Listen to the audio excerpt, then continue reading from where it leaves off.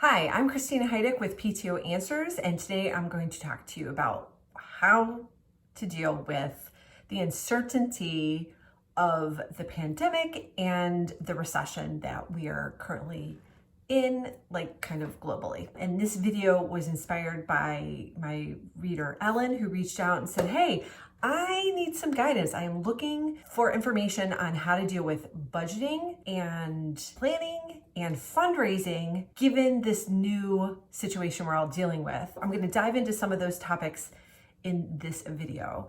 And so first, I just want to remind everybody, or just kind of state that this is all new. Fortunately, and unfortunately, all at the same time, nobody's had to deal with this. This is all new. We're all just doing all the best we can. I just think you just need to give some grace to everybody because we've not had to deal with this. So anything I share during this video is going to be my best guess. There's so much we don't know. There's so much news that is coming out every day, and the situation is really fluid and dynamic. And so my biggest piece of advice is to be really flexible. So I think you need to be open to change, open to doing things that you have not done before in ways that you've not done them before.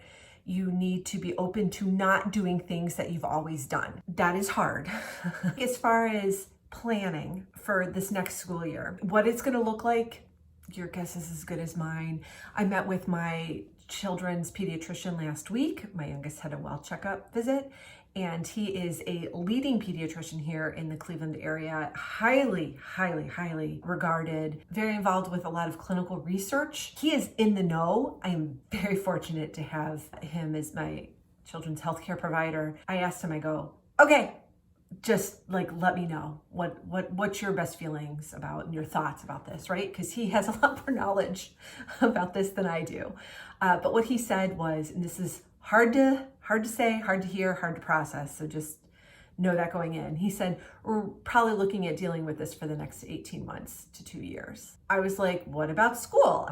He said, there's some developing research that kids aren't the spreaders. Maybe canceling school completely or moving to distance learning is not necessarily going to be the best or recommended option.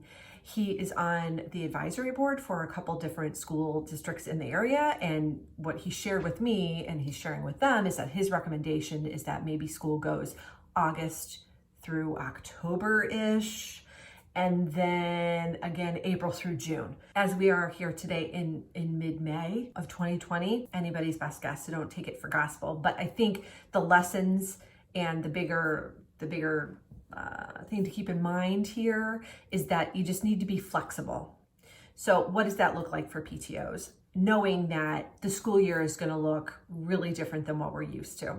So like I said at the beginning of this video, you're really going to have to be flexible. Like, being flexible is going to be the name of the game. Things are going to have to change. So as far as planning, maybe plan on not having any events. Forecasting things out, I think there's a good chance that we might not have after school activities. So that might mean that we don't have any in-person PTO activities. So what does that mean? You could move some activities online. But no, this is like a super stressful time for parents. So I wouldn't go hog wild. And I've seen other PTAs across the country doing extra activities to get families involved online. You could start out by asking your families what you want. Sending out a survey. Do you want these fun spirit weeks? What do you want? It's really hard for people to say what they want in a vacuum. So I would give some examples of things that you're willing to do. So are you willing to do a virtual spirit week? Are you willing to put together a scavenger hunt for kids to do in their own homes? Think of things that you're willing to do as a group and then put those suggestions out there for people to say, yeah, I do kind of want that stuff. But you have to know, like, people are really bad about answering surveys, so that you're probably going to get a pretty low response rate. But the people that do take the time to respond are going to be the ones that are most likely to follow through if they have the time for everything. So as far as fundraising, I would say don't do fundraising just for the sake of fundraising. Like, sometimes some groups get into the habit because they're like, oh, we have very generous families and they'll support us no matter what. That's great. If you're not in that position, then really look at the core mission of your group and the goals. So set up some goals. Like, what is supporting the students look like? when you can't have after school activities or evening activities and everything is online? What does it look like to support the teachers? Again, maybe ask them.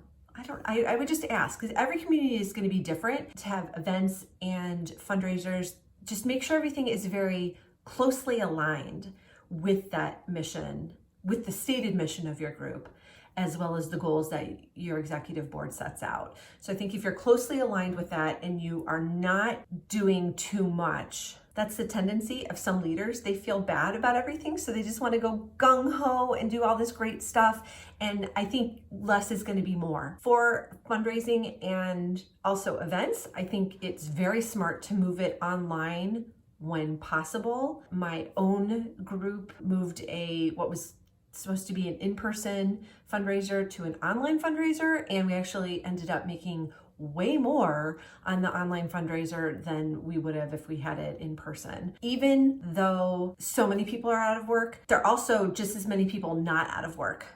So, and I think they're going to be wanting to do more. So I think you just need to be creative. Thanks so much for watching, and I hope this has been helpful for you as a PTO leader so that you can start planning this next school year with a little bit of overall guidance.